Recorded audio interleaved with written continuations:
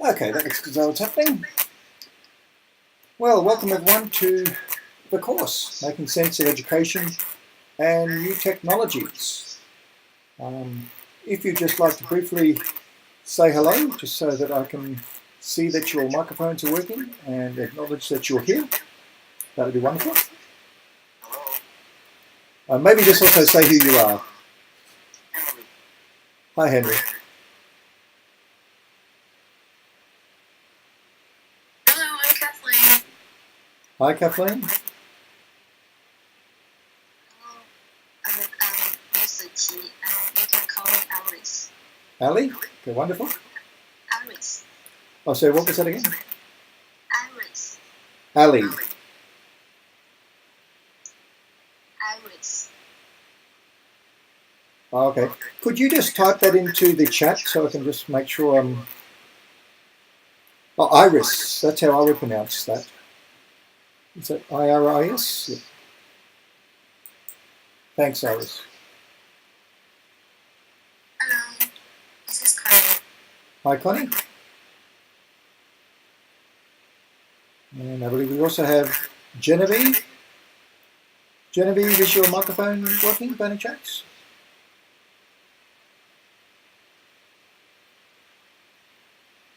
Possibly not.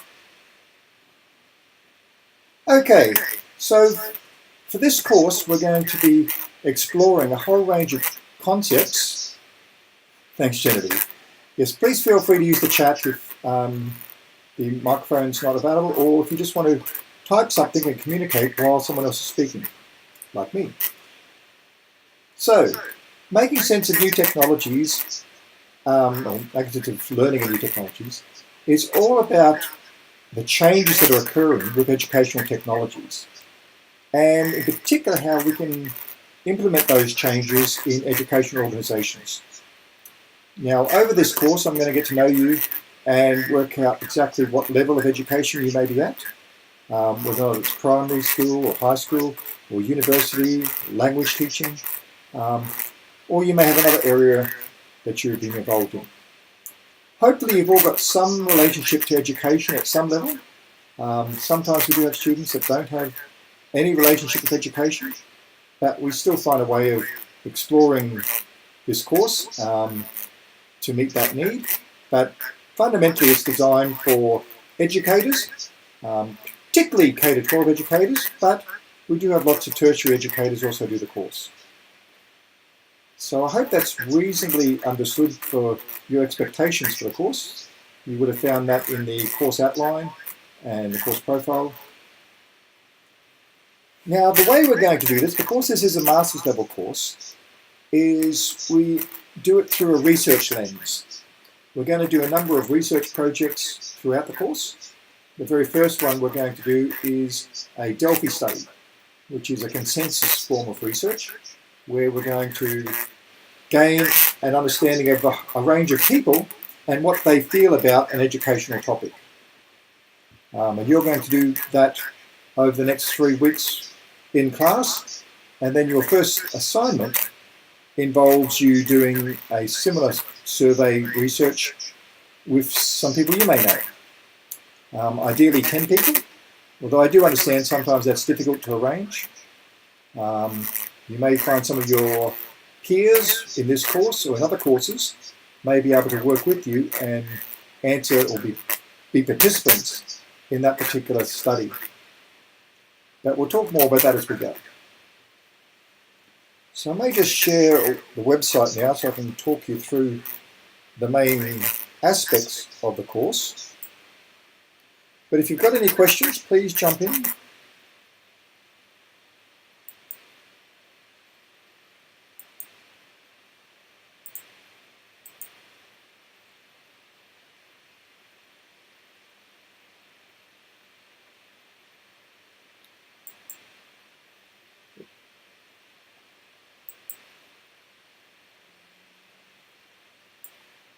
Okay, so if we go to the course website, here you'll find all the information. Oops. So welcome, Hadis. Here you'll find the information that you need to complete the course. I'll be providing you with a checklist, your 3 assessment items, and then each week we'll have a particular page that will detail what we're doing that particular week. Now, one of your first tasks is to add an introduction to the course webpage, the Padlet here. You can simply do that by pressing the plus sign, and you can then fill in some details about yourself.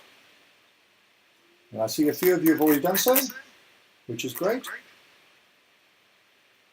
It's a little bit of an overview of the course, a little bit about how we arrange the course and conduct the course, and of course, in the dear to all of your hearts is the assessment. And I'll talk a little bit more about that in a moment. And then each week there is a summary of what we're doing that week in the course.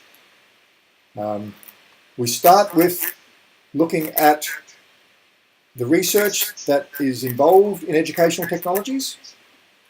Then we're going to explore some systems thinking next week. And the week after that, we're going to look at some future studies.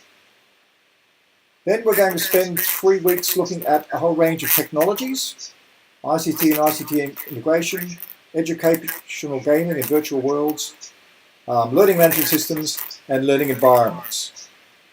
So that's giving you a whole lot of content knowledge about all the different, or a number of the different educational technologies that are available. And that will lead you up to your first assignment submission, which will be your Delphi study. And then after that, we're going to explore how to implement many of these technologies in educational organizations. So how you can show leadership to put in place some of the technologies that we've explored, some of the aspects around policies that are required to make that effective, how things are being done in traditional educational models, how things are being done in emerging ways of teaching, and how we can transform our organization through the use of technology. And that brings us to the end of the course and your final assessment, which is how you're going to implement a plan to introduce some new technologies. So was someone trying to speak? No? Okay. So, let me just stop presenting for a second so I can make sure everyone's on board.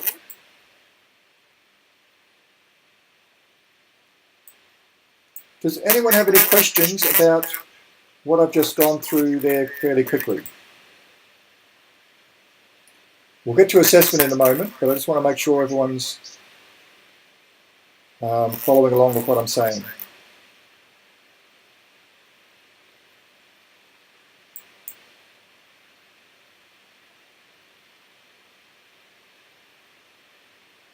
Okay, so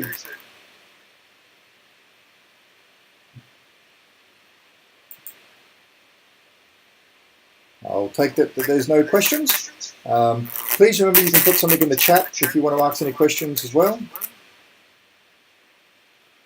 Now, the way we conduct each of these sessions is generally we'll have a range of readings that you'll have completed beforehand. And we're going to go through and discuss those readings during our online session. Sometimes we do a couple of other different things, like next week we'll do some practical activities around systems thinking, and in a few weeks' time we're going to do some things around virtual reality and virtual worlds. But in the main, there'll be a set of readings that we'll then discuss and unpack.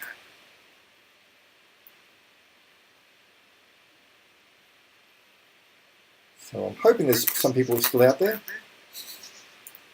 We'll assume you are. Okay, let's share things again.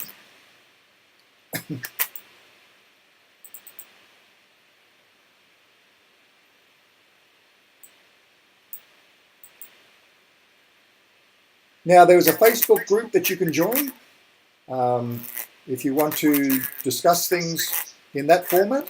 It tends to be a little bit easier to discuss things using the Facebook technology than it is using the discussion boards and so forth that are on Learning at Griffith. So please feel free to ask questions or discuss topics that we're involved in. If you're looking for people to join your Delphi study, for example, you might want to post some details there. So let's then have a look at the assessment. There are 3 assessment tasks for this course. The first is the completion activities, which is worth 20%. Then the Delphi study, which is worth 40%. And then your implementation plan, which is also worth 40%.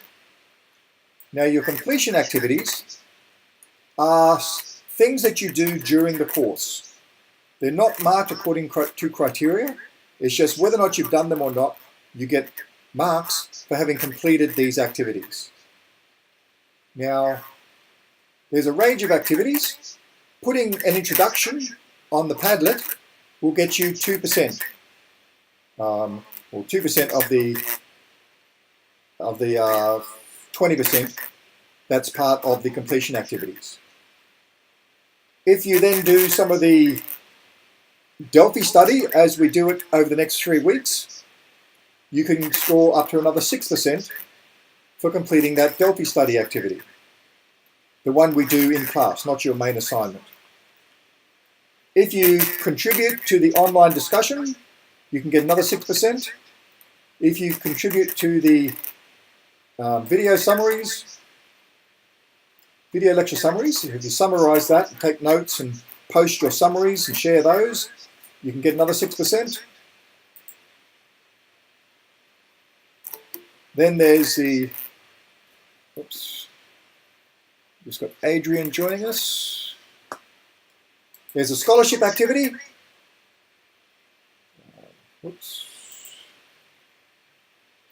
So you can get another 6% by summarizing the readings.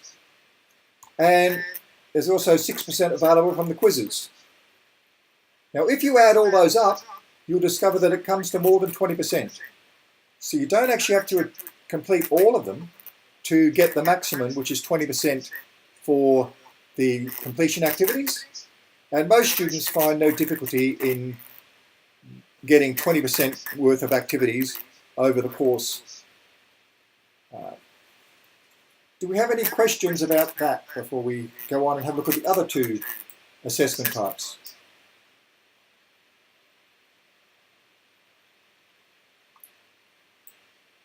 Okay. Not a very talkative lot tonight so far. We'll have to get you talking soon. Now the next task is the Delphi study. So this is where you're going to do your own little research project, and we'll be modelling this process over the next 3 weeks, and this will be due at the end of week 7. Now there's a number of steps to completing this. You're going to first off analyse your selected organisation. So it might be a school or a university or a language institution or a range of other possibilities depending upon your own circumstances, and we'll discuss that and explore what's possible. And next week I'm going to be showing you how to analyse that using some systems thinking approaches. Now from this systems analysis, you're going to identify a challenge facing your organisation. So it might be a challenge about attracting students or moving to an online format, or it might be just getting people to use technology in that organisation. But whatever there is, there's probably going to be some form of challenge involved in your organisation related to technology in some way. You're going to develop a Delphi study to find out what 10 people think about that challenge. They're going to complete some questions, and you're going to analyse those questions and develop a consensus about what your experts think should be done about that challenge. Now, they don't have to be international experts, they don't even have to be Australian experts. They just have to be 10 people that have a particular interest in the question that you're asking. So, for example, if you're asking a question about how to use iPads in Year 3, then it may not be appropriate to include in that survey people that have no relationship to teaching. But again, we'll discuss who's appropriate to go into your survey as we go through the course. You'll create 2 copies of that survey on allourideas.org. And what will happen is you'll have your 10 participants do the survey once. Then you're going to analyse the results of that, share what those experts thought, and then get your participants to do the survey again. Because this is an important part of the Delphi process, to actually reflect upon the first round of expert consensus, consider what people are thinking, and then have another round of voting to develop an overall consensus. And then the final aspects of that task will be for you to analyse those responses and develop 2 scenarios about what might happen in the future with your organisation. So one scenario tends to be, if you follow your ideas and implement the technology that you're suggesting, what will be the outcome for the organisation? The other most common approach is to look at what might happen if you don't follow the suggestions that you're putting forward and what the experts say should be done. What might happen in that case? There's a little structure of suggested word lengths, about 300 words for your system model, 200 words for the challenges, 200 words discussing your questions that you've come up for your, or the options for your people to answer, the initial expert consensus, then the subsequent expert consensus, and your 2 scenarios, and then finally a summary of how useful you feel that result is in guiding the decision making in that organisation that you're exploring. Now I'm going to stop sharing there and see if you've got some questions.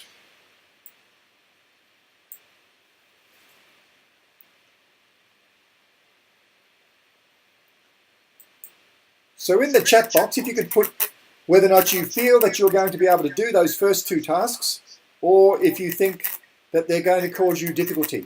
So yes, if you feel that you're going to be okay with those 2 tasks, understanding that you're going to be given much more guidance as we go through the course, or no, if you feel that you're going to have a lot of difficulty with those tasks. So in the little chat box, put in yes or no, or okay. I'll take that as a yes. Okay, yeah, don't worry too much, Hadis, at the moment. We're going to be going over this a number of times, and we'll be progressing the various steps of it each session. So you're not going to be left to do it all at the end. We're going to do parts of it as we progress.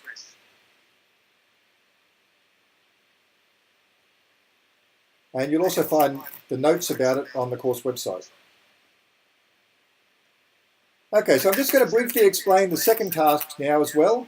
It obviously won't be something that you're particularly focused on for quite a while, but it's useful if we just describe it so that you've got some understanding of it.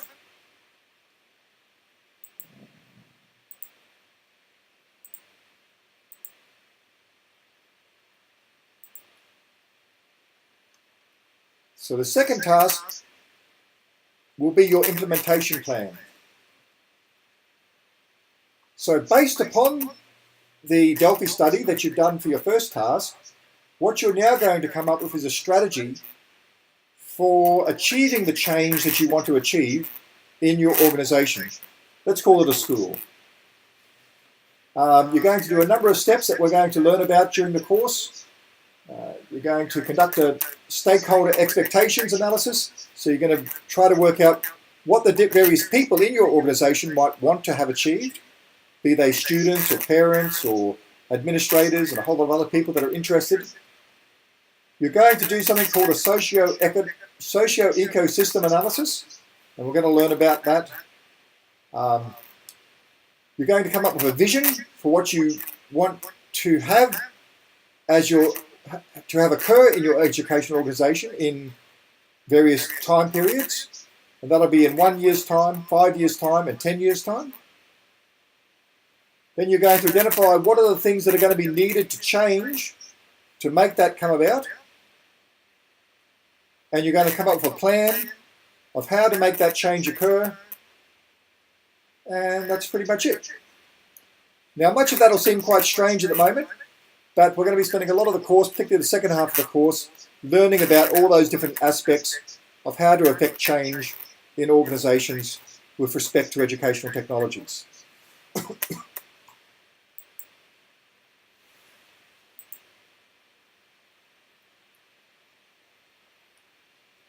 Okay, Connie, excuse me.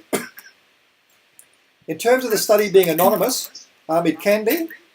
There's various ways of achieving that. Normally, though, it's not necessary for the small-scale study that you might want to do with your colleagues, because they tend to be people you know, and they're just responding that way. A true Delphi study is done anonymously, and that's an important aspect of the Delphi study. And you'll find that the tools that we're going to use will enforce a level of anonymity to the process. Indeed, if you'll see the tool when we have a look at this week's activity. Let me just bring that up and I'll show you the tool that we're referring to.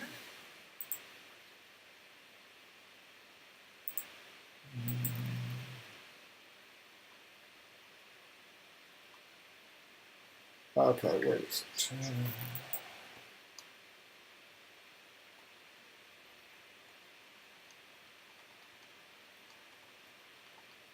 Okay, I know the tool's somewhere about.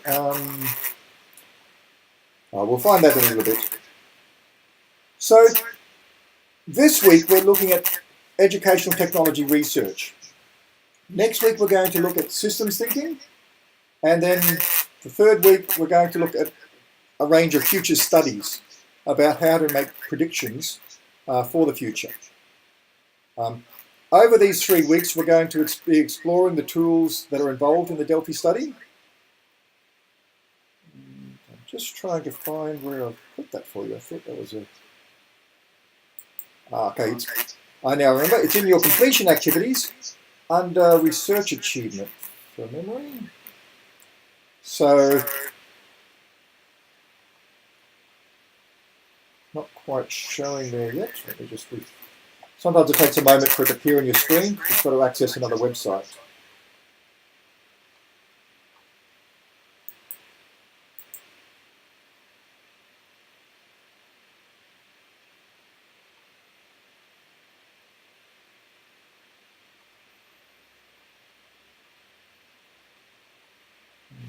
Okay. It's taking a little bit longer than normal.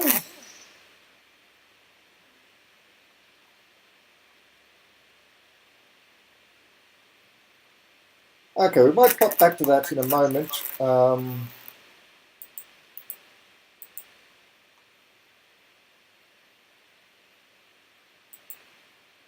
Okay, so this week, I'll come back to the Delphi study towards the end. This week we've been looking at a number of readings that relate to the research into educational technologies. Now, the main reason we're exploring this is for you to understand that educational technologies has its own body of research. There's a whole range of different approaches to exploring how effective educational technologies may be in organizations, the impact they have on an organization, and also the impact they have on students' learning, which is the main focus we have in education. There's also some other aspects of educational technology around societal change, disadvantage and advantage, gender differences, and a whole lot of other aspects to do with technology and our culture and society that are also researched. So we have a range of readings, and what I ask of you for each week is for you to come up with questions you would like to ask about the readings. We don't go through and lecture about the readings. I expect you all to have read the readings and have questions you would like to clarify about various aspects of those readings. So the first one we're going to explore is the multidisciplinary methods in educational technology research and development. Now this is a very long reading, so what I asked is that when you have a long reading to look at, that you just look at the primary aspects and skim read over most of it. So there's a lot in here, but the main things are to get out from the elements are what I want you to get an overview, overall feel of what is involved in educational technology. So we've got a range of methods, a range of different research approaches. So, do we have some questions about this reading?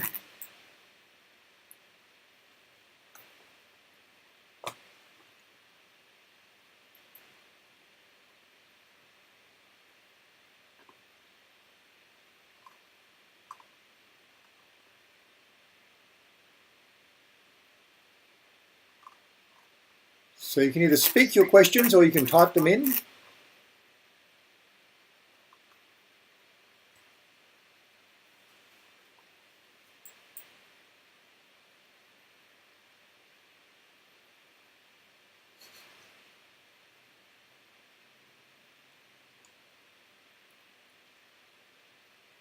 I'm hoping you're all busy typing.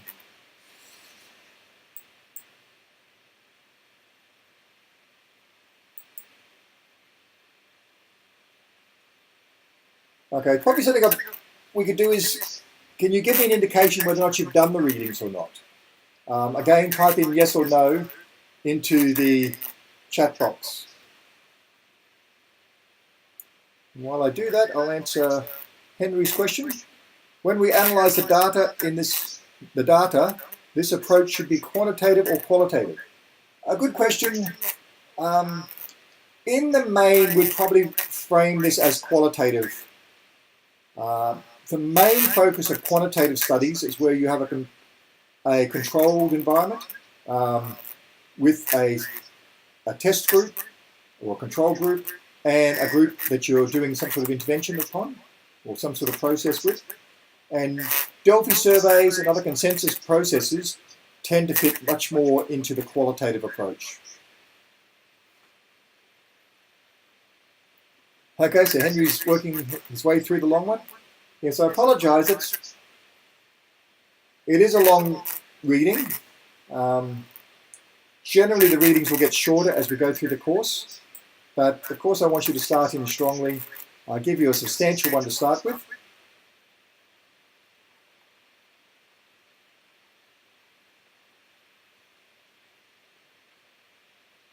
Do we have some other questions? Kathleen's hasn't quite done them yet, and Hadis has just done one of them. Okay, so it is very important that you do the readings, otherwise we don't have an awful lot to discuss. And I understand that the course expectations may not be clear just yet, although I tried to make it fairly clear in the announcements and postings. But you do need to prepare for each week, and that preparation is doing those readings.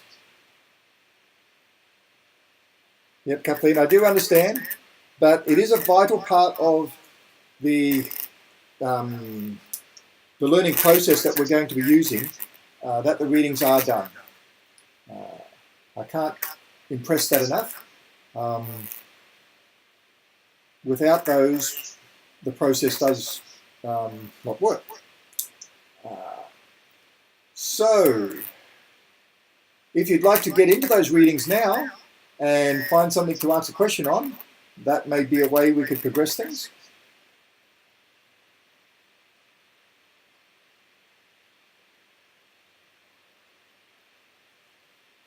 How about we narrow it down to just one section?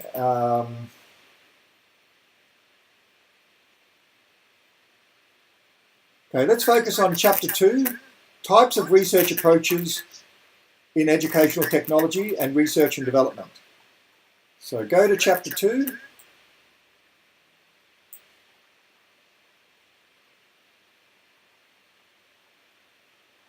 Remember, you're only asked to skim read these. You're not asked to understand them in great detail. What you're doing is you're looking for ideas that you might want to ask questions about.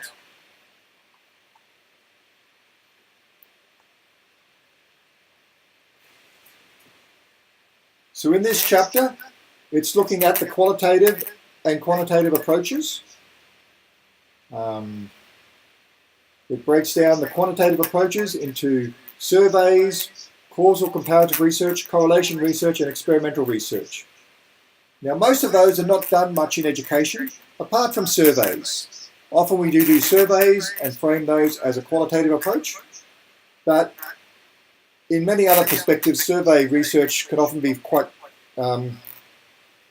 qualitative, particularly if we introduce case studies and focus groups into survey research. And then we have the more traditional qualitative research approaches around narrative research, phenomenological research, ethnographic research, case study research, and grounded theory research. And of all those, the most popular in educational technology by far is around case studies, where we look at particular educational technologies and how they've been implemented in various organisations and build case studies around those implementations.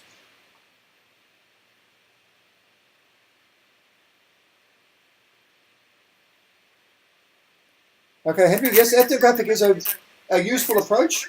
To do well, though, it does take a lot of time and to be quite involved in an organisation. But as a form of action research, it's quite popular. Well, certainly action research is a very popular form of qualitative research done in many organisations, where you explore a particular question that you've got in your organisation and you go through a research process as a participant in that organisation. So you're part of the research, and we call that ethnographic.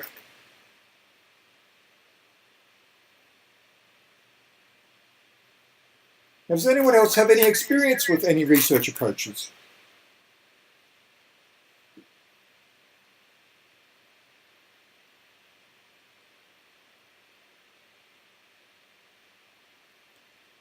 Yes, in this course we're going to be using quite specific forms of research around the Delphi model. It doesn't quite go to the full level of a case study. It has its own method on its own, but it certainly fits in within the framework of qualitative studies. Yep, so a few of you have tried a couple of different ones.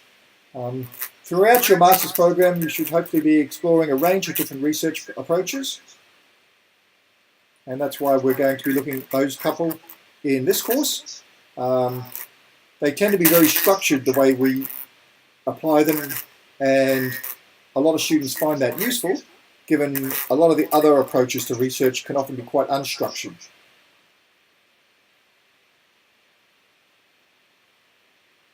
Has anyone else had an approach to research? Remember, you can also speak by using your microphone.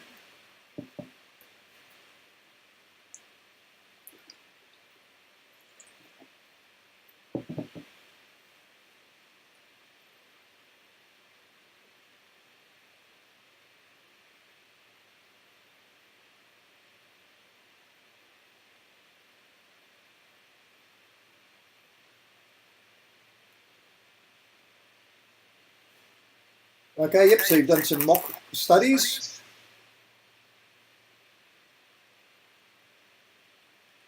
And that's fine, Kathleen and Connie.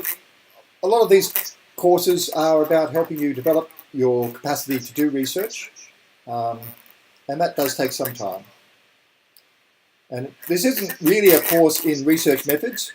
It's just that the course you're doing as part of a research master's, or most of you are doing as part of a research master's, that we try to introduce some level of research into all aspects of what we do.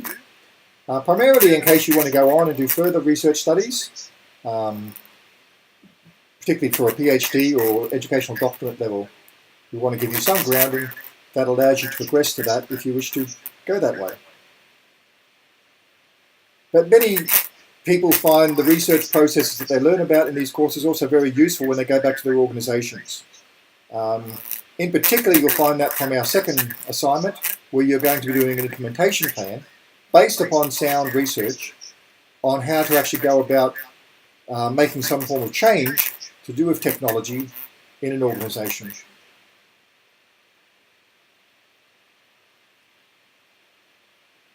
Okay, so you've had a chance to have a look at Chapter 2.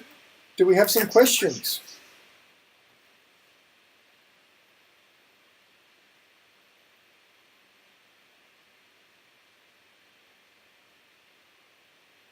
Now, this is all a process called active learning, where you actually have to be part of the learning process. In this course, we won't be just me reading out a whole lot of information and you listening to that. You're more than capable of reading things on your own. I'll certainly elaborate on aspects and help clarify things for you, but I'm not just going to read out aspects of the readings and things of that nature. At a master's level, you should be capable of doing that yourself, coming up with your own summaries and questions that you've developed from those readings.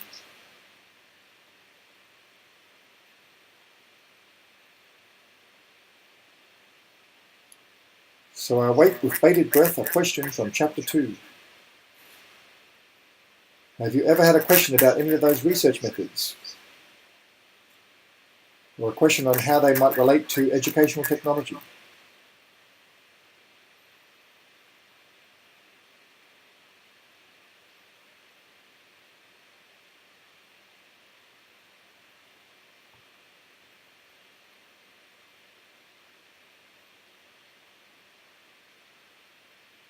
Well, at this point, I'll set up a question on anything.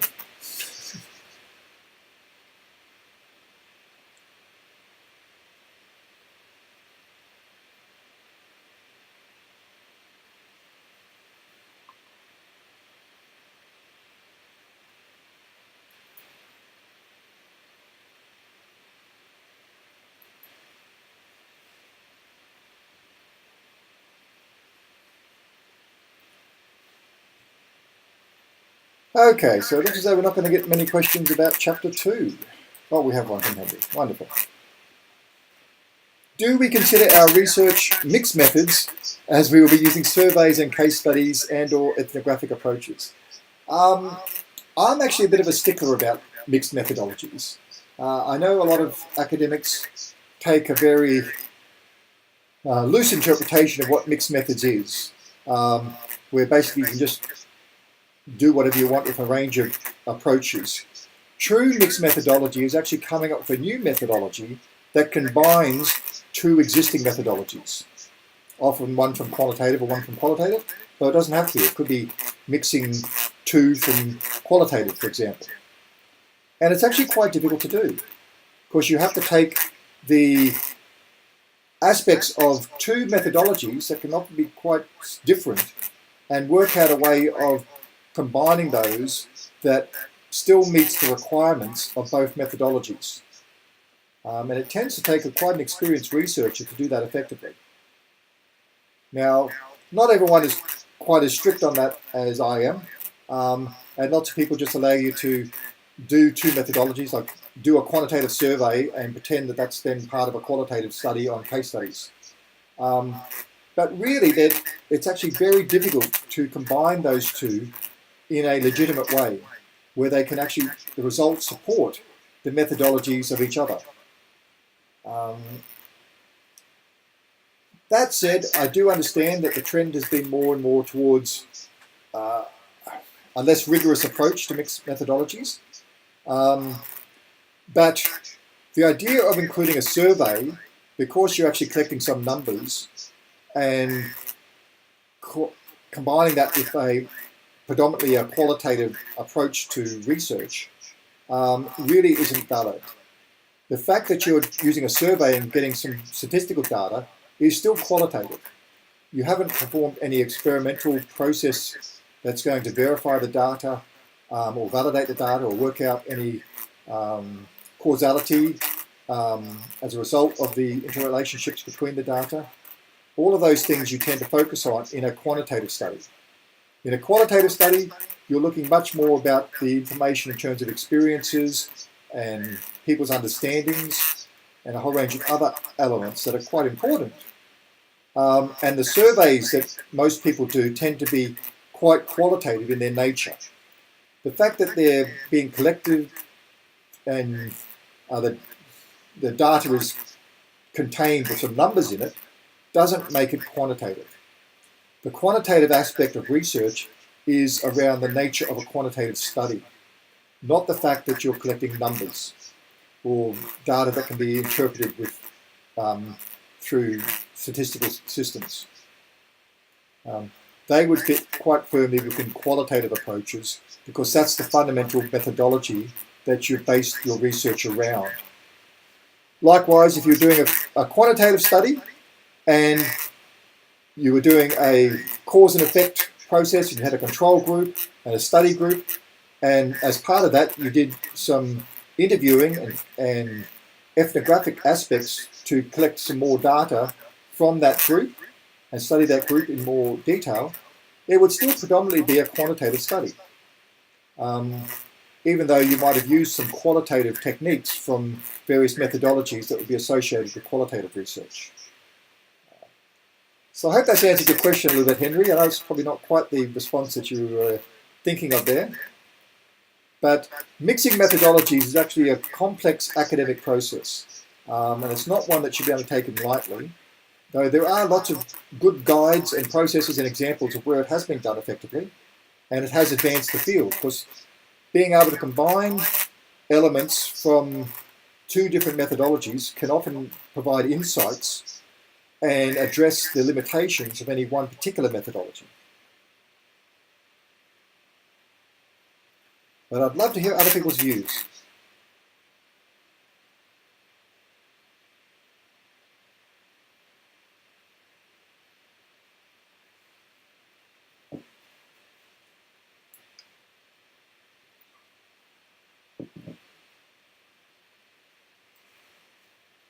Remembering you can speak.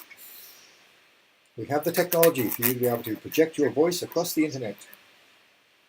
And even make yourself visible.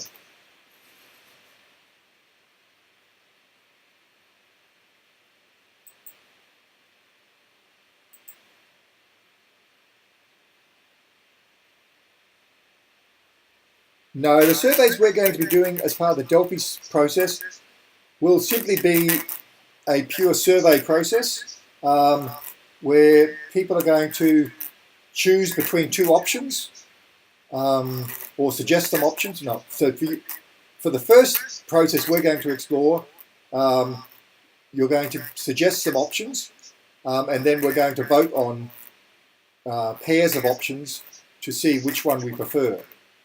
And then we're going to tally that up and get a consensus on our preferences. So there won't be any pure interview type processes involved in that. And in fact, the only time you really need to speak to your participants would be to ask them whether or not they want to be involved. So it's showing now, so I'll just display what I'm talking about.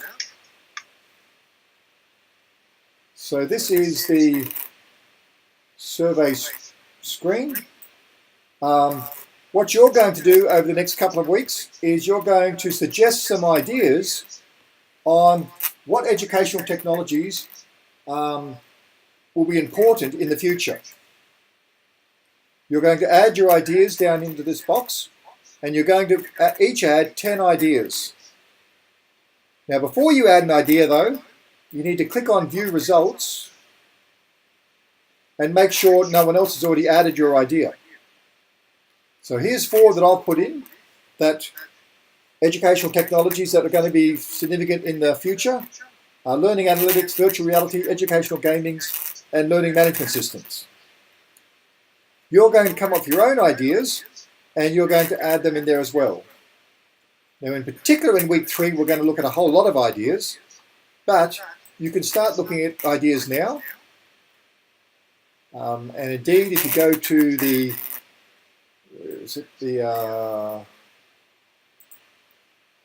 okay, up here, if you go to the definition of educational technologies on Wikipedia, you'll see a whole lot of ideas that you could think about straight away. What have we got? Webcams and whiteboards and screencasting and virtual classrooms and so forth. So a whole range of different possible ideas if you're looking for some to include. And it doesn't take an awful lot of research to find lots and lots of ideas about educational technologies that could have an impact upon the future. What we're going to be doing in our Delphi process is you're going to be voting on pairs, and you'll do about 20 votes each, and by then statistically analysing the results of that, which is all done by the website, it'll rank those educational technologies as to which are the ones people most feel will have an impact, through to which they feel will have the least impact. Yes, Hadis, you can base it on your experience in the classroom or just your general understanding of what might be occurring in education today. And certainly, yes, if you want to base it around things happening with kids or in the K-12 classroom. Now, what you're going to do for your own Delphi study is you'll come up with a different question. So a question related to your organisation. So it may be about the use of mobile devices in your school or organisation. And you might provide a series of possibilities.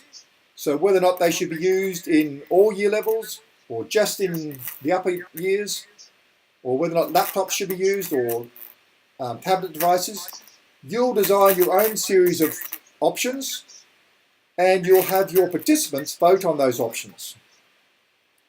It'll make a bit more sense once you've gone through this process together over the next 3 weeks, and then you'll be able to start thinking about how you'll frame your own Delphi study to answer a question that you want to have answered.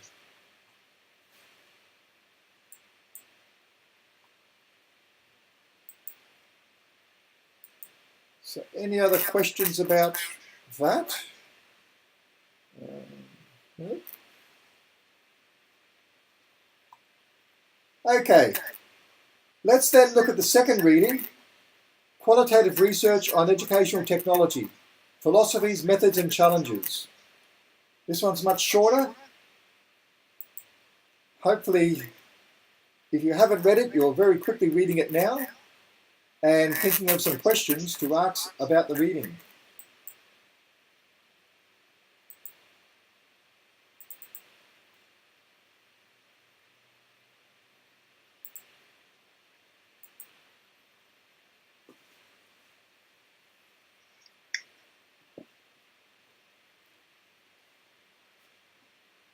If you're rushed, read the abstract. That's what it's for.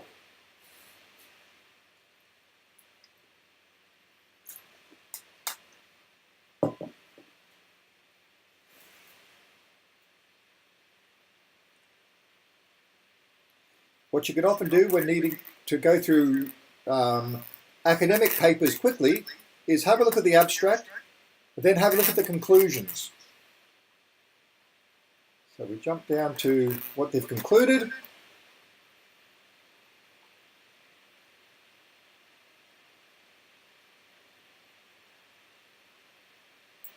So there we can see that they've come up with some conclusions based upon their research. And that will often give you a good idea about what the whole paper's been about.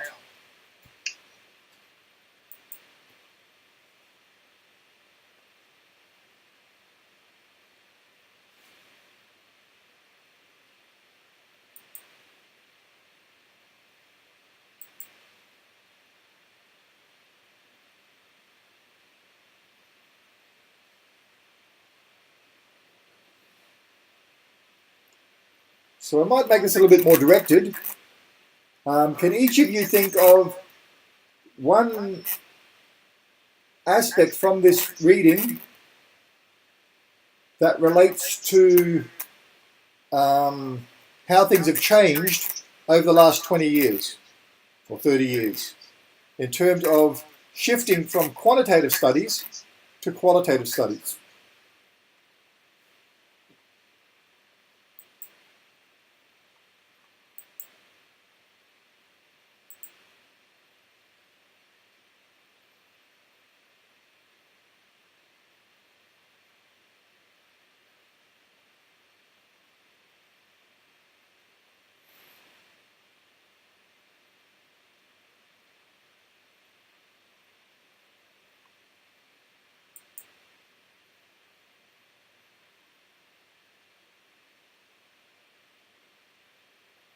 Okay, so I want one question from each of you, or a statement. It could be a question or a statement about what this paper is saying has changed over the last 30 years in terms of a shift from qualitative to quantitative.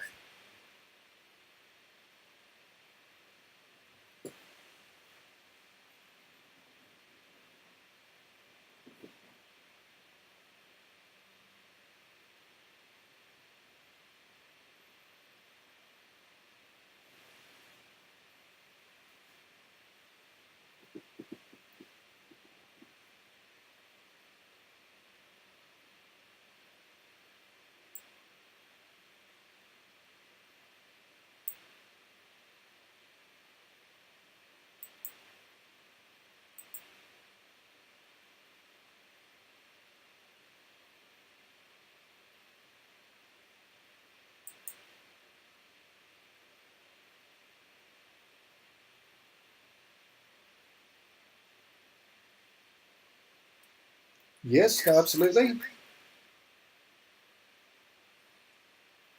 So Henry's focused in on the positive view of educational settings, and it is one of the issues around educational technology. We tend to be quite positivist in our examination of new technologies and looking for how they can positively affect education. And we don't look at the negative consequences or negative aspects anywhere near as much as we should. Adrian mentions that design-based research basically means improving complex processes in the research tool. To an extent, design-based is a fairly new aspect of educational research. Predominantly how I've seen it mostly used is in designing an intervention. So having some sort of thing you want to change in education, such as introduce an educational technology or look at how it's being used, and following through the design process of how it's actually being incorporated and studying that process itself, and the decision making that goes into that, who are the actors that have power in that relationship and who are subject to the influences of those that have power, and all of those elements of design-based research. But there are many other aspects. Design-based research is quite new, and it's being explored in a whole range of different ways.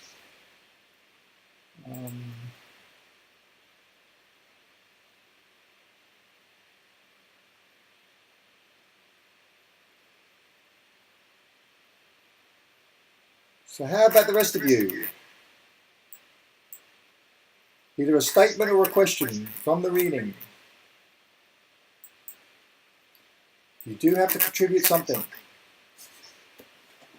So, Connie mentions, how do we determine the best research method to use for research? That's a good question, Connie. Often it relates to your own experiences with the different methodologies. It's probably much better to use a methodology that you have some familiarity with than to just use one that you have come across. But that said, there are sometimes aspects of the study that you want to do that can be better supported in answering the questions that you want to find out using different approaches.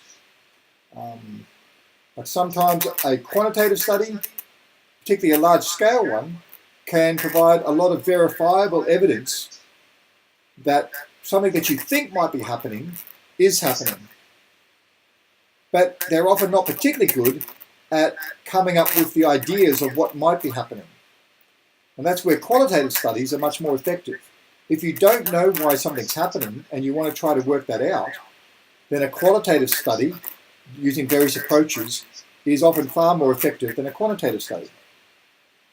The way I tend to use them is you would use qualitative approaches and qualitative studies to understand the problem that you're trying to explore, and then you use a quantitative study to verify whether or not what is happening, what you think might be happening, is actually happening.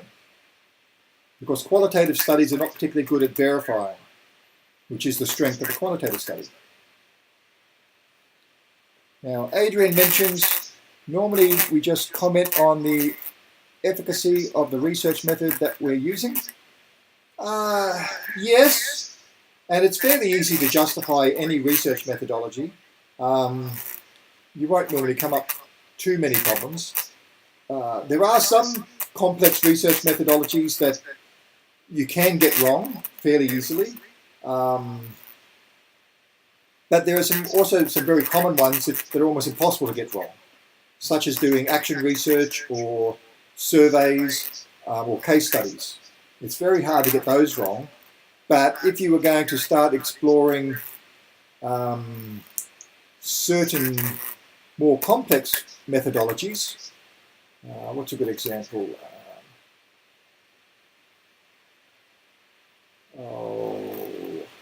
Well, who's got some examples of complex research methodologies that you wouldn't be comfortable doing?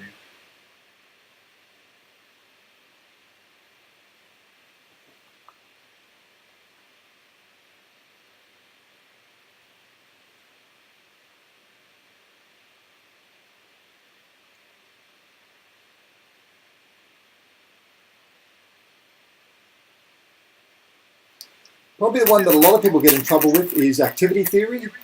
And some of the derivations of activity theory, because it starts getting into some very, the complexity of that approach and methodology can often cause problems for new researchers until they've got a good understanding of what that research methodology is trying to achieve.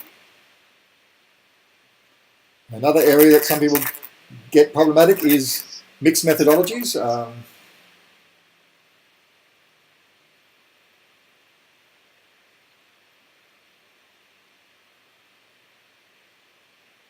Even ethnography can be problematic if it's done incorrectly. Doing a good ethnographic study can be quite difficult. Still trying to involve yourself in the participant group while maintaining objectivity.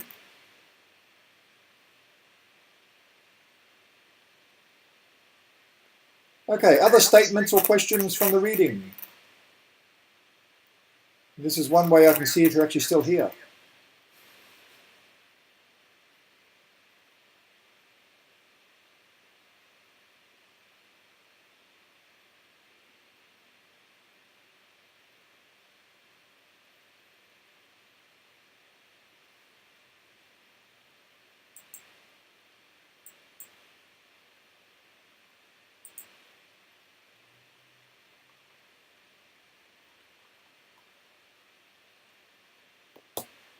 Yes, grounded theory can be a very powerful research methodology, but again, quite difficult to do effectively. It's been around a while now, so there's a lot more support for it. But when it was first introduced, when I started doing my PhD, for example, I looked at doing grounded theory, but it proved a little bit too complex and controversial at the time because it was only just being introduced.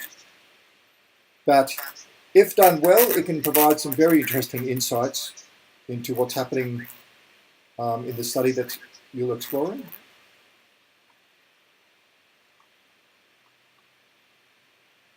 So Iris, do you have anything? Or Genevieve?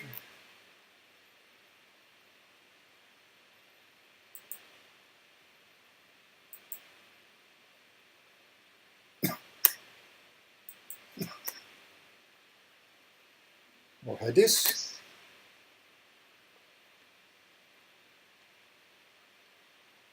Okay.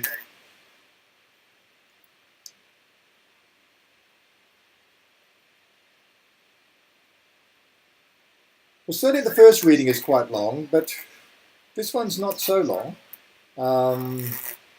They will get shorter as we go, but you do need to get used to summarizing and skim reading. Oh, the longitudinal studies. Yes, it is a difficult thing in education to do longitudinal studies. There's actually quite a number of limitations we have in education. The biggest one is the experimental methodology. We're limited by our ethics in education, where we have difficulty having control groups that we don't apply an intervention for. It tends to be if we think that there's something really good that we should do in education, that we feel we should do it for all students. To purposely not do it for a group of students is considered somewhat unethical. While in medicine it's done as a matter of course. They have no qualms about not giving a particular treatment to particular groups and having control studies in that respect. But in education we are somewhat more limited in our ability to use the experimental methodology. And longitudinal studies can be more challenging because you have to collect data over a long period of time, but they are reasonably common in education, particularly when we've got access to systematic data collection from assessment that might occur over many years, or curriculum that's been developed over many, many years. Do you need any consent forms or ethics when you do your Delphi study? No, you don't, Connie. Not in this case, because you're doing it as part of a course assignment. If you're doing it as part of a wider study or we're going to publish from it and things like that, then yes, you certainly would. But not because it's being done as part of this. Of course, the data won't go anywhere else other than being used anonymously in this course.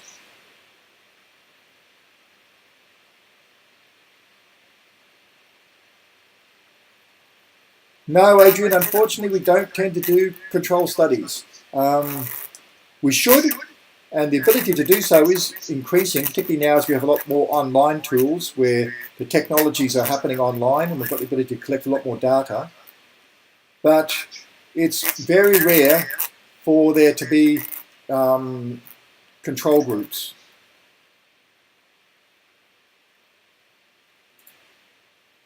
Yeah, certainly on any scale. You can, excuse me, you can often do some quite small scale ones, which really become more like case studies. But once you get a large number of students, say several thousand, if there's an intervention that we feel should be being done, such as using videos in classes, then we tend to say, well, every student should have the opportunity to be using videos in classes. We don't purposely set out a group and say, no, we're not going to do that technology with that group because we want to do our study.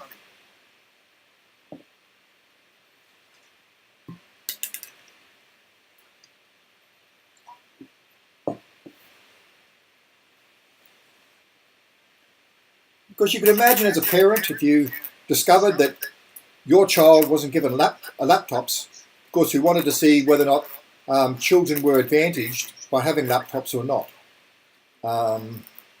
And if we felt that there was going to be an advantage, then that was why we were actually giving them laptops. Then to purposely disadvantage students by not giving them laptops would be considered problematic.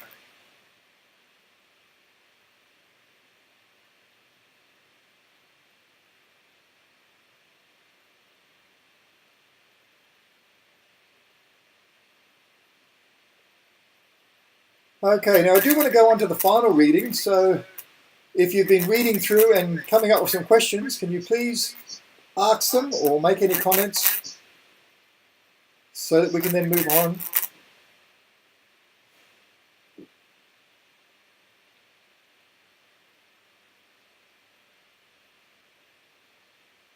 Remember, you can do that using the voice. We have the technology. By the end of this course, I hope to have you all video conferencing and chatting away together. But I understand it is confronting when it's new and it's the first time you've used it. It's an important aspect of educational technology, in that the first time we come across a new educational technology, it's always fearful and seems difficult and uncertain about its use. But once you've been using it for a while, all of those concerns tend to go away.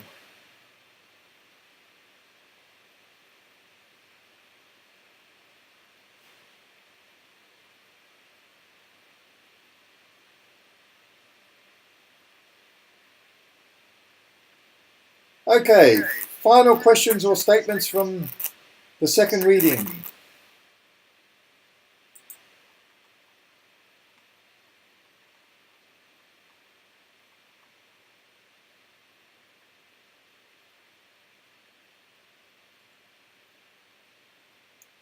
So we'll move on then to the third reading. This one looks at the Delphi technique. Okay.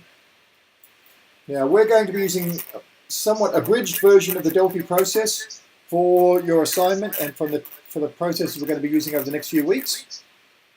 But it still fits quite firmly within the structure of a Delphi study. So have a look at this reading. Think about it in terms of the study you're going to be doing.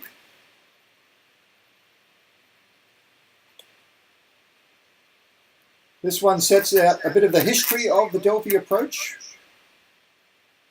First used in the 1960s as part of the RAND Corporation in the United States, which was part of their Department of Defense, where they were trying to come up with possibilities of what might occur in a Third World War. And they found a lot of their research techniques weren't providing them with good advice. And even getting a whole lot of experts together was difficult because everyone started wanting to have their own say about things. And so they developed this process of developing a consensus from those experts without giving them bandwagons on which to advance their own particular agendas.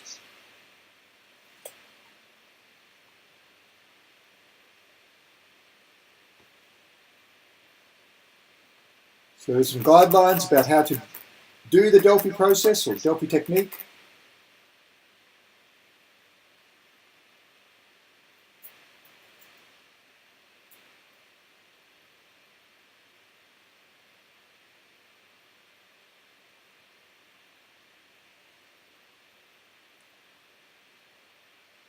There's the basic procedures involved in doing a Delphi process. Identifying your participants, running your sessions,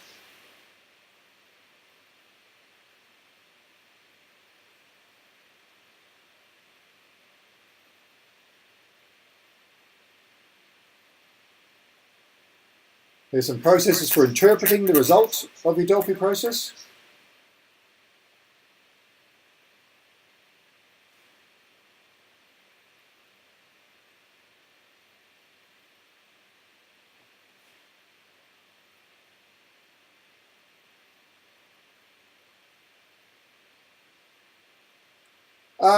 Yes, Henry. In this course, we're not exploring all the different research methodologies that are available. This isn't a methodology course. What we're doing is exploring the possible impact of educational technologies, and we're going to be modelling two particular approaches. One is the Delphi consensus process, and the other is socio-cultural analysis. So I'll be explaining a bit more about that one later on. Yes, Adrian, how you actually frame your question can have an impact upon the results, and you do have to try to be as neutral as possible in structuring your question, particularly it's around controversial topics, like a question, is educational technology bad for children, presupposes to a large extent that the results will be negative. So it is quite easy to skew results in how the question is framed, and you do have to be careful of that. There's a whole range of techniques, particularly around survey writing, designed to try to address that issue. But one of the problems with the Delphi approach is you only get to ask really one question. So it does need to be quite carefully designed and thought through.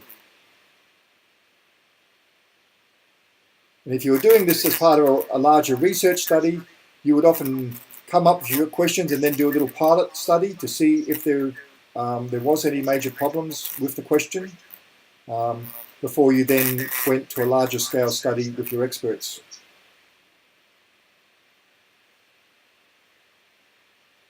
But the paper also looks at the limitations of this approach to research and then summarises it.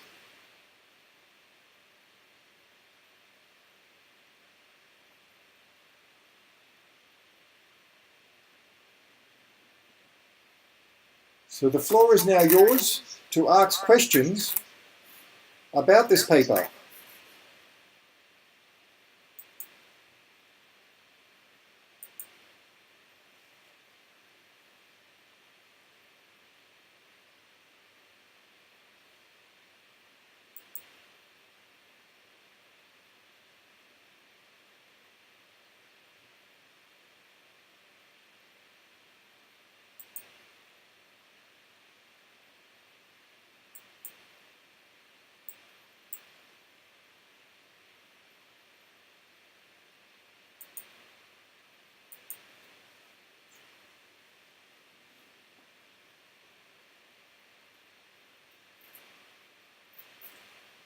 No, it doesn't have to be with your peers. That's sort of more of a fallback position. Ideally, if you know some experts in the area that you're studying, so for example, you may be involved in a school in which you could ask the teachers, or if you're involved in a language education group, or if it's a university group. But you can include just about anyone that has some background. I don't expect them to be true experts. For a true Delphi study, yes, they would be. But for what you're doing as a learning process, they don't have to be real experts. As long as they can provide some informed opinion on the discussion and that their responses aren't just random. I'm currently running a Delphi study with over 100 educational technology experts from around Australia, for example, and involved in another one in the United States with about 60 or 70 global experts. So it's quite a common research approach, and can give some quite interesting and informative results, particularly results that are useful for practitioners outside of the research fields. Most of the studies that I'm involved in, we produce a report that then is used by teachers or educators to inform their decisions about what technologies to invest in, or which technologies are most likely to be coming up in the next few years that they should be considering incorporating into their organizations, and things of that nature.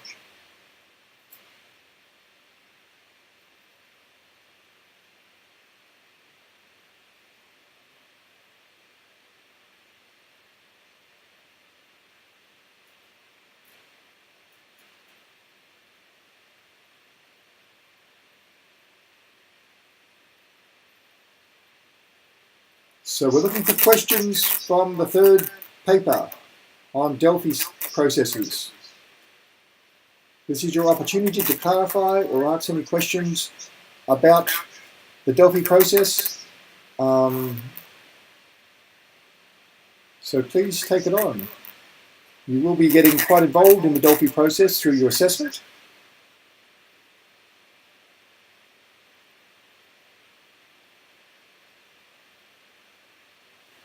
But as has been said, it's only just one of many different research methodologies that are available, but the one that I've selected for us to explore as part of this course.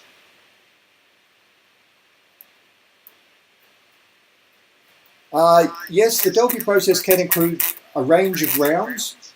More commonly, it's 2 rounds, and that's the process we're going to be using. But the more rounds you have, often the greater accuracy that can derive. Of course, your experts have had more chances to actually think about the consensus that's been developed and whether or not they agree with that consensus or disagree. But 2 rounds is still quite common with the Delphi process. 3 is ideal. Probably more than 5 gets a bit redundant. But in some cases it can be done even just with 1 round. Although technically that's not a true Delphi process then. It's more of a survey.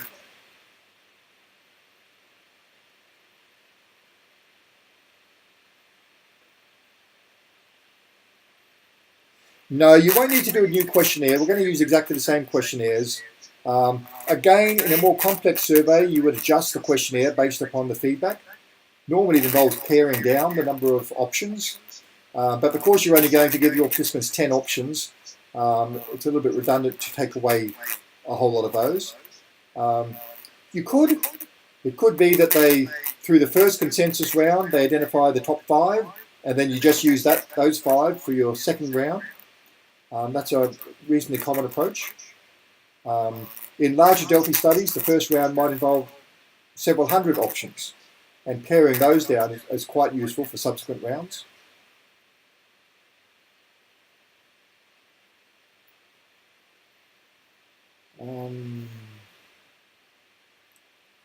Can Delphi studies be used with children? Oh, absolutely with children. No, they work quite well.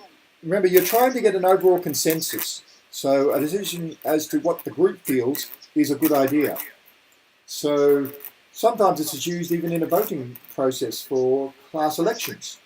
You might have a range of candidates put themselves forward, and they describe themselves, and then you have a round of voting, and then we look at the results of that round, and we might identify the top 3 students, and then you have a second round of Delphi process where each of the candidates says why they feel they should be elected, and then you have a round of voting to identify what the opinion is from that process. That's just one way. But there could be other issues, say looking at what are the major problems in the school, and the students might identify litter and bullying and a whole range of things. And over several rounds, it may narrow down to just 1 or 2 key issues that should be addressed as a matter of urgency.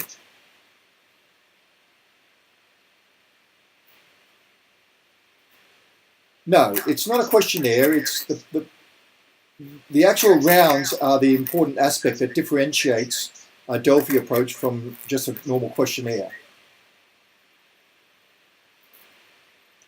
No.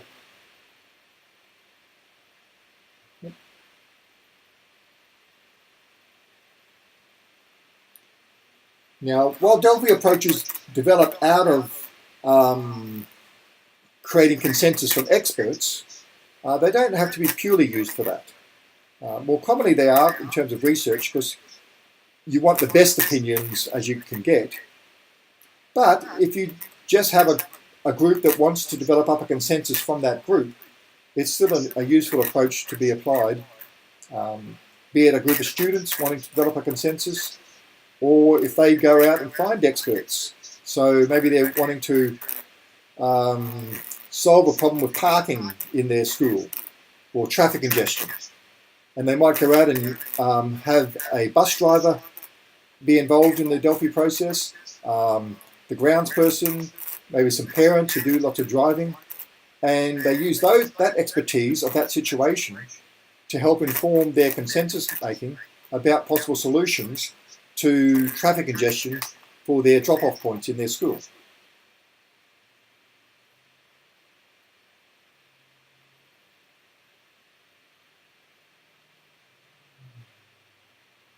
Okay, any other questions about the Delphi reading?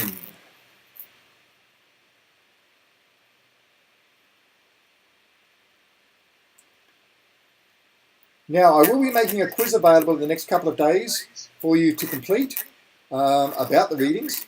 So have a look at those readings again before you do the quiz. They're fairly easy quizzes, and they are open book. But as you've seen, some of the readings are fairly extensive. So it will help if you've gone through and taken some notes and explored the readings in some detail before undertaking the quiz. The quizzes aren't timed and they're open books, so they're pretty hard to do badly in. But some of the questions will involve you understanding the readings, not just being able to find and match text.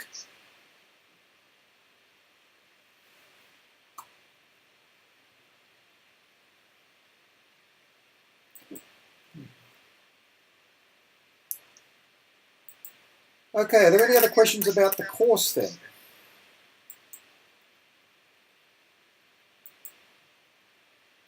Now you've had a bit of a time to think about it and some of the aspects that we're going to be exploring.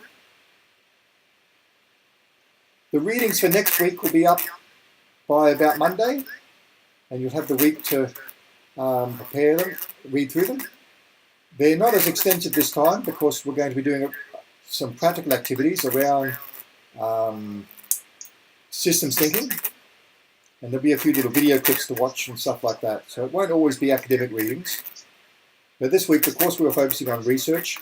The readings did tend to be around academic aspects.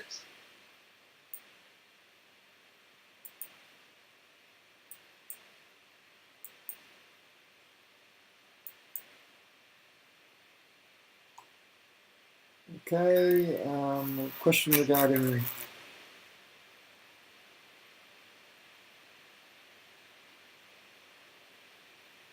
okay, so the number of questions or number of points.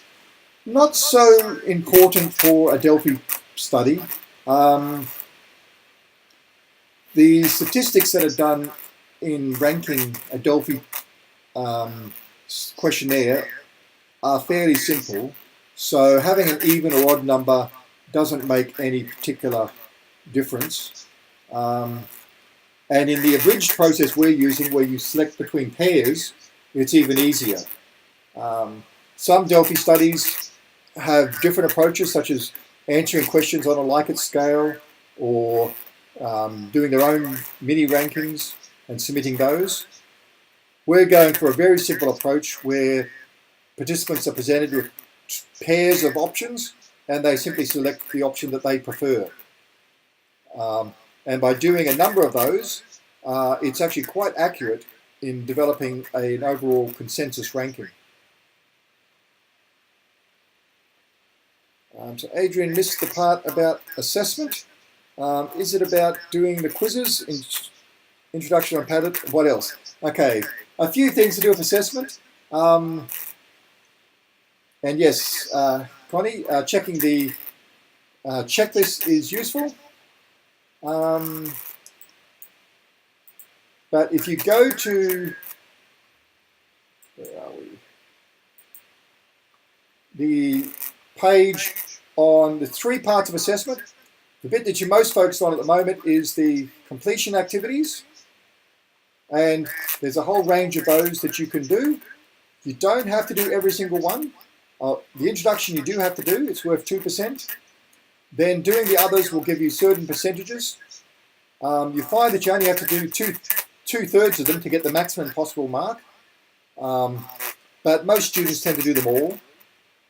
But I allow that flexibility because some people just don't like summarizing or don't like reviewing the lecture notes, etc. Some of you may not even want to do all the quizzes. But you can, and you can build up your marks quite easily. But you can't go over 20 marks for the completion activities. But pretty much all students will achieve the 20% for the completion activities. And then you'll have your 2 other main assessment tasks, the Delphi study and the implementation study. The Delphi study is a fairly guided process. Over the next 3 weeks, we're going to be doing a mini Delphi study. Next week, we're going to be looking at systems thinking, which will form part of your Delphi study assignment, and so forth. So don't be too concerned about it just yet. We'll be guiding you through that process.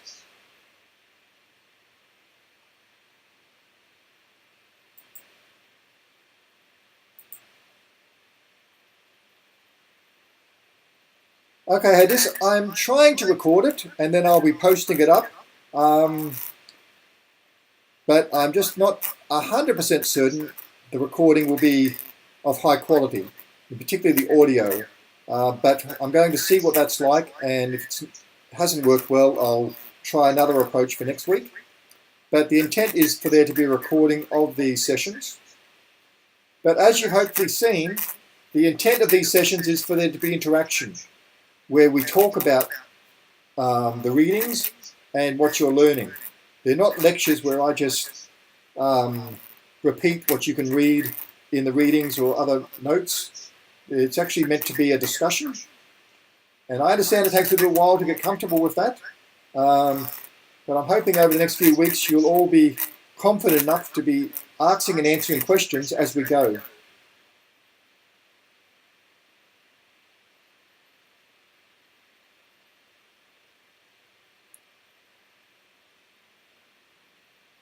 Okay, Connie, if you're not attached to any organization, you can actually make one up. I don't go and check whether or not your organization is real. It's there mostly to help you think about the various concepts that you're trying to explore. In terms of the 10 experts, obviously you probably won't be able to get 10 experts from an organization if you're not involved in any, but you hopefully be able to find those experts from your peers or family and friends or anyone that's got some relationship to the question that you're wanting to explore. But certainly if you've been part of an organization in the past, you can use that as a model. It becomes particularly important for our final assignment where you're going to have an implementation plan for effecting change on an organization. So if you've not been involved in an organization, that can be difficult. But worst case is it could be Griffith University as your organization that you can frame your things around. Yes, absolutely, Henry. And much of it can be fictional. I'm not going to be checking those aspects, but you will find that the more you can relate it to a real organization, the deeper your understanding of the problems and issues of that organization will be. But again, we'll be exploring that in later weeks.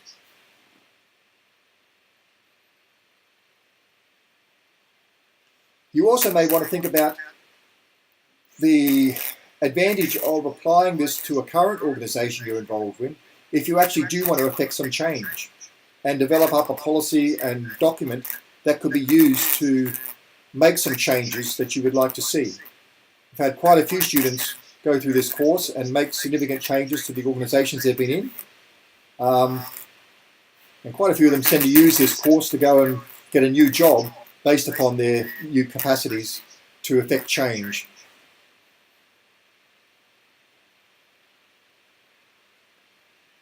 Okay, any other questions? Otherwise we may be finishing a little bit early tonight. Not that you should consider that a reward for not asking questions.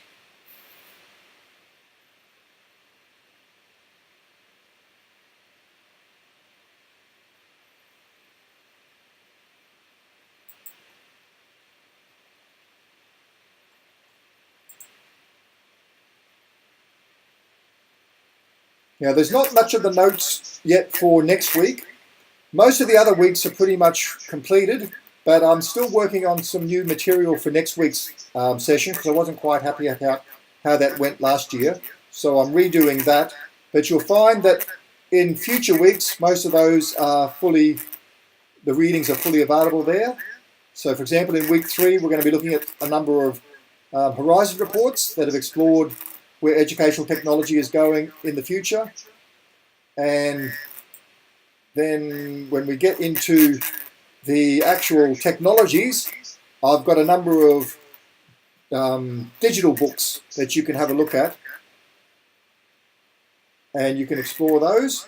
And I provide those in PDF and iBook versions.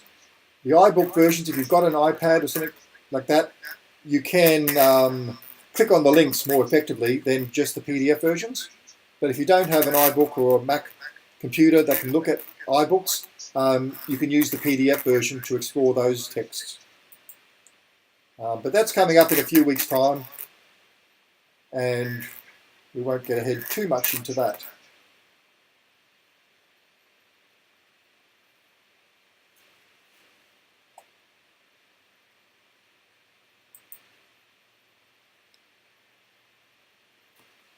Could we explore universally administrative areas such as orientation processes instead of education itself? Okay. As long as there's some technologies that will be used in that space, and certainly the orientation process does open itself to the use of technologies. You could have video walkthroughs and even virtual reality walkthroughs, recorded orientations, avatars providing orientations, artificial intelligence tools providing chat systems around orientation processes. So certainly, yes, I could see some opportunities there if you want to explore that.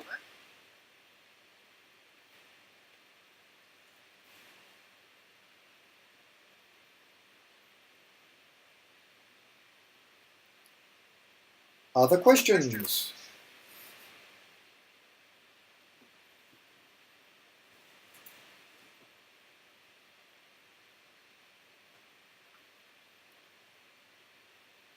Okay then, everyone.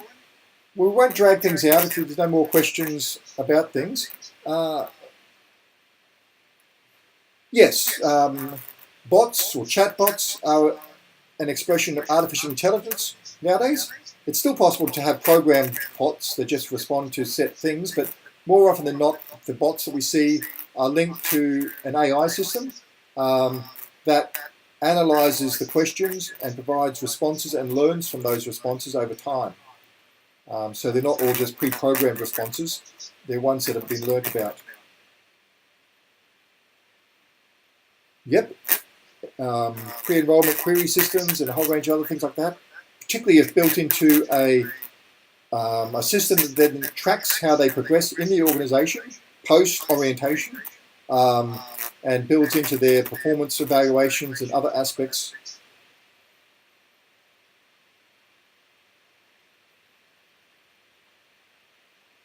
But we're starting to get a little bit ahead of ourselves in thinking about those things. We'll be doing that in more detail in about weeks 5 and 6 after we've looked at all the possible technologies that might be included in your exploration of your implementation plan.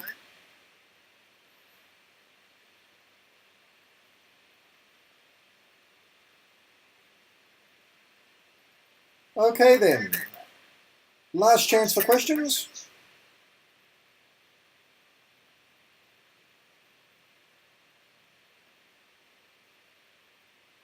Okay, so we'll wrap the session up for this evening, and I look forward to seeing you again next week. Remember, you can enroll in the Facebook group and ask questions and so forth through that during the week. If you want to do something privately, you can send me an email and ask the questions in that way. Other than that, as of from Monday, the readings will be there for next week. Please make sure you do those and prepare for the next week's session, so that we can have a more productive engagement and discussion about the aspects that we'll be exploring to do with with systems thinking. Other than that, good night for now, and I'll see you next week.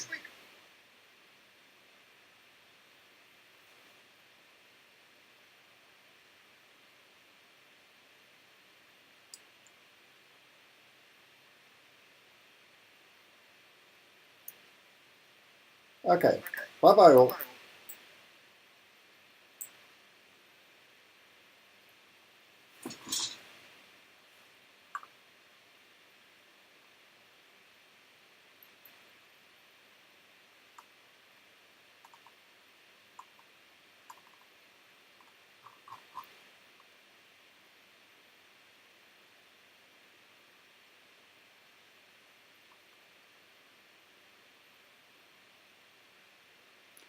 So I'm just showing the